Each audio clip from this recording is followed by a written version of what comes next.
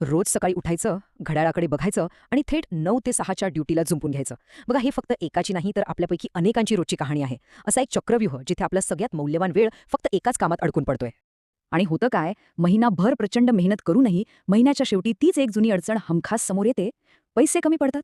म्हणजे कितीही घाम गाळला, ओव्हरटाईम केला, तरी ते आर्थिक गणित काही केल्या जुळत नाही. आणि सगळ्यात जास्त ताण येतो तो याच गोष्टीचा, बरोबर?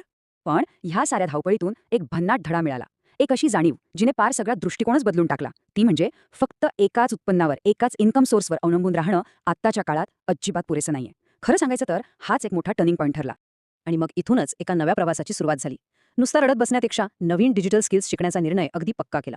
पटापट गोष्टी आत्मसात केल्या. लीड जनरेशन कसं करायचं, टीम हँडलिंग आणि एकदम नव्या डिजिटल प्रोसेसेस या सगळ्यांवर थेट प्रॅक्टिकल काम सुरू झालं. याचा रिझल्ट आता चित्र पूर्णपणे बदललंय. ती 9 ते 6ची अडकवून ठेवणारी जुनी सिस्टम आता खूप मागे पडली आहे. आता थेट एका मोबाईलवरून स्वतःच्या फ्लेक्सिबल वेळेत काम चालतं. नवीन स्किल्स तर शिकायला मिळतातच आहेत, पण त्यासोबतच आता एकदम सॉलिड आर्थिक प्रगतीही होतीये. हे म्हणजे अक्षरशः गेम चेंजर आहे. बघा, या मागचं साधं सोपं सूत्र एकच आहे. स्मार्ट लोक फक्त घड्याळाचे काटे बघून काम करत नाहीत, तर ते वेळेसोबत स्वतःला अपग्रेड करतात. त्यामुळे शेवटी एकच विचार करण्यासारखी गोष्ट आहे.